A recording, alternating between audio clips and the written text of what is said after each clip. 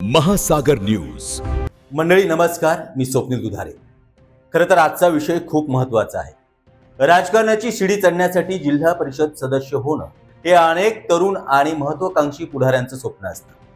ग्रामीण भागात जिल्हा परिषद सदस्याचा रुबाब काही औरच असतो. म्हणूनच आमदारकीच्या वाटेवरती पहिली पायरी समजल्या जाणाऱ्या या पदासाठी अनेक जण निवडणूक रिंगणात उतरण्यासाठी धडपडत असतात. मात्र वाढता निवडणूक खर्च, पक्षाची तिकीट वाटपातील गणित आणि गाव पातळीवरचे कावेबाजीचे राजकारण यामुळे अनेकांचे हे स्वप्न अर्ध्यावरतीच राहते.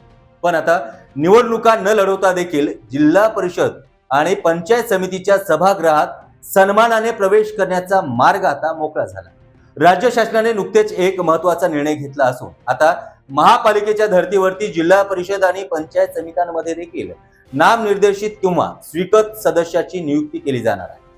सुरुवातीला हा निर्णय केवळ एक राजकीय बंडखोरांना शांत करण्यासाठी किंवा पक्षातील निष्ठावंतांना बळ देण्यासाठी घेतल्याची चर्चा होती.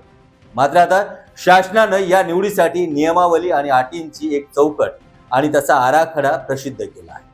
या अटी पाहता आता केवळ राजकीय मर्जी असून चालणार नाही, तर संबंधित व्यक्तीला त्या क्षेत्रातील तज्ज्ञ असणं अनिवार्य असणार आहे. अर्थातच सामाजिक, शैक्षणिक, वैद्यकीय, कृषी, जलसंधारण, सहकार, साहित्य आणि विधी अशा विविध क्षेत्रातील तज्ज्ञांना या पदावरती संधी दिली जाणार आहे. यासाठी संबंधित व्यक्ती त्या जिल्हा परिषद क्षेत्रातील रहिवासी असणं अतिशय आवश्यक असणार आहे. केवळ कागदावरचे ज्ञान असून चालणार नाही, तर वैद्यकीय क्षेत्रात किमान 5 वर्षाचा व्यावसायिक अनुभव असावा. शिक्षण क्षेत्रामध्ये प्राचार्य किंवा प्राध्यापक म्हणून 5 वर्षाचा अनुभव असावा. कृषी किंवा समाजकार्यात किमान 5 वर्षाचे भरीव कार्य आणि अभियांत्रिकी क्षेत्रातील पदवीधरांसाठी 5 वर्षाचा व्यावसायिक अनुभव असावा लागतो, अशा अटी शासनाने घातल्या आहेत. इतकंच नाही तर निवृत्त अधिकारी ज्यांनी शासनाच्या सेवेत किमान 20 वर्ष पूर्ण केले आहेत त्यांनाही या संधीचे दार खुले करण्यात आले.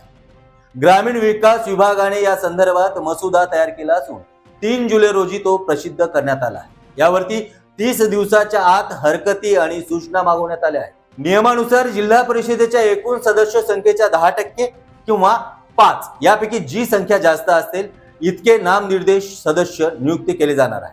तर पंचायत समितीसाठी एका सदस्याची नियुक्ती निश्चित केली जाणार आहे. परंतु प्रश्न हा पडतो की ह्या सर्व अटींचे निकष प्रत्यक्षात पाळले जातील का? विधान परिषदेच्या किंवा राज्यपाल कोट्यातील नियुक्तींचा इतिहास पाहिला तर तिथे अनेकदा तज्ज्ञांच्या नावाखाली राजकीय पुढाऱ्यांचीच वर्णी लावल्याचं आपण पाहिलं आहे.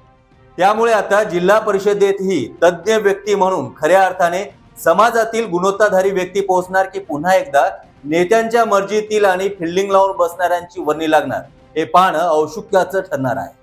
एकंदरीतच हा निर्णय सत्तेत असलेल्यांना झुकतं माप देणारा ठरणार आहे हे मात्र निश्चित आहे.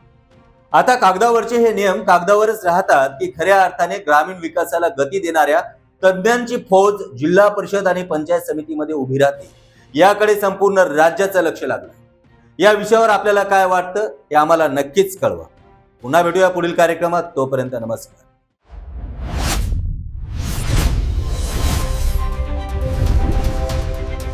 महासागर न्यूज.